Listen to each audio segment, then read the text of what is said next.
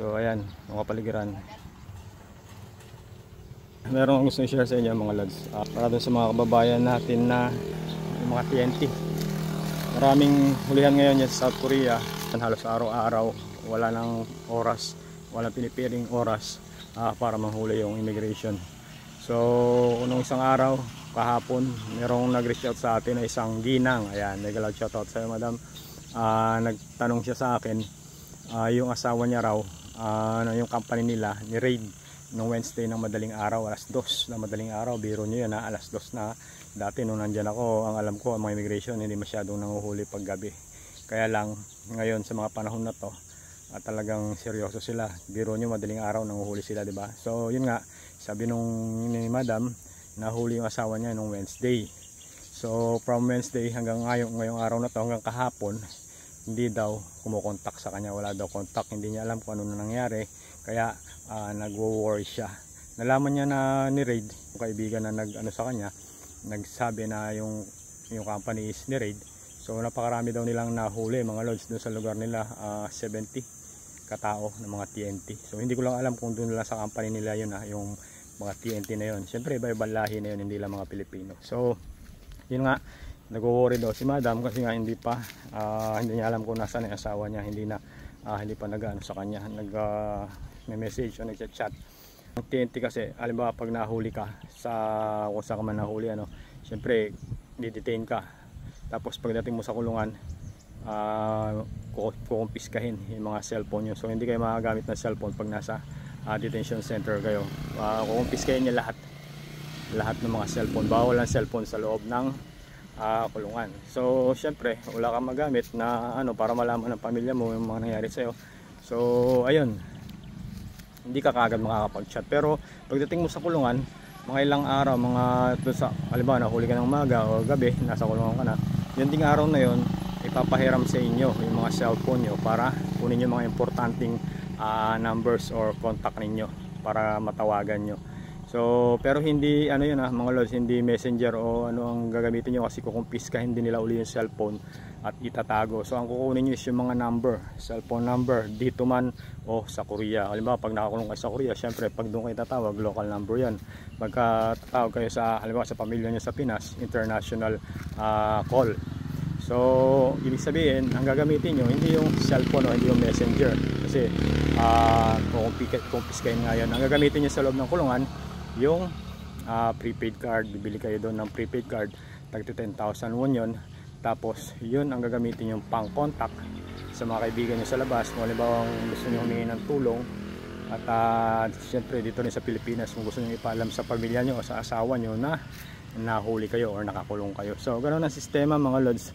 Pag yung asawa nyo or kamag-anak nyo nakulong, tapos ilang araw na o nahuli, halimbawa TNT nahuli, tapos ilang araw na hindi makakontak sa inyo, ganoon ang sistema. So wala silang cellphone sa loob ng kulungan, ipapahiram lang yung saglit para pakuha yung contact number. Pero dun sa nilipatan ko, kasi dalawang detention cell yung napuntahan natin, isa sa Suwon at saka isa sa Hwasong.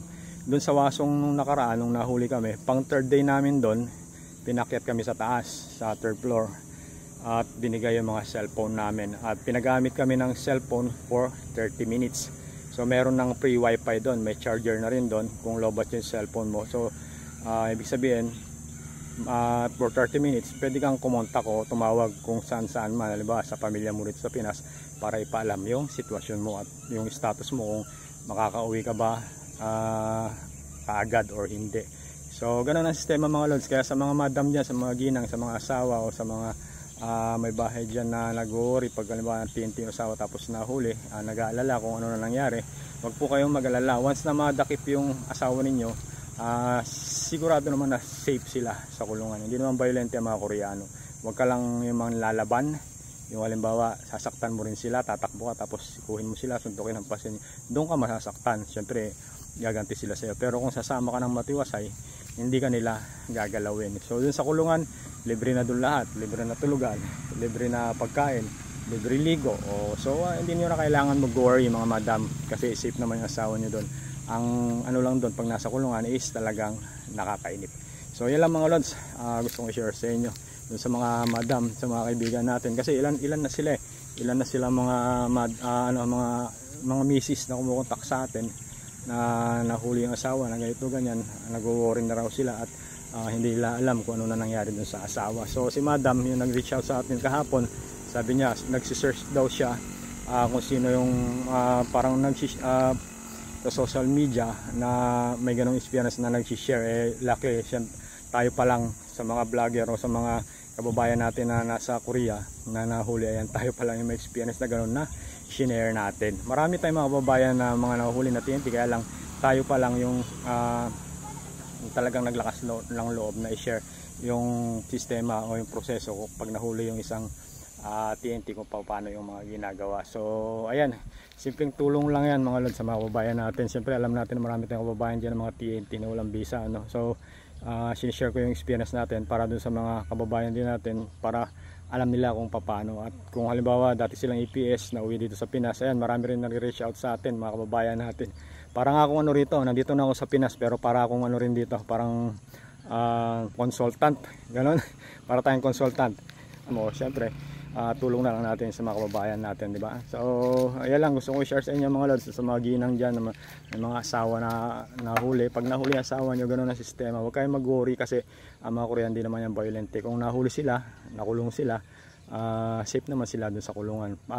One more thing mga lods, pag nahuli ang mister nyo, kung wala man masyadong kaso, walang pending case o walang mabigat na ano sa Korea, makaka-uwi din naman yan after 3 days ang pinakamabilis, pero more or less 1 week ang usually, dahil marami pang ayusin niya, lalo na kung dating EPS yung asawa nyo. Siyempre yung mga pera niya, yung mga benefits niya, pwede niya ipaayos habang nasa kulungan siya, para pag uwi niya din sa Pinas, pwede niyang makuha doon sa airport or makuha ng mabilis. Pag TNT pala, mahirapan ka na manguha sa airport pala. Ang mangyayari dyan, papalakad mo habang nasa kulungan ka, hihintayin mo doon sa kulungan, hindi mag-ipon kayo mabuti, dahil dito sa Pinas, ayan, napakahirap ng buhay at ng pagkakitaan. So tayo, ayan, mga malengke ako mga lods, sumabit lang ako, ayan, tricycle natin, pupunta ako ng palengke para mamili ng aking iihaw o ititinda mamayang gabi. So yan lang mga lods, thank you so much for watching. Ingat ingat, God bless sa inyo lahat.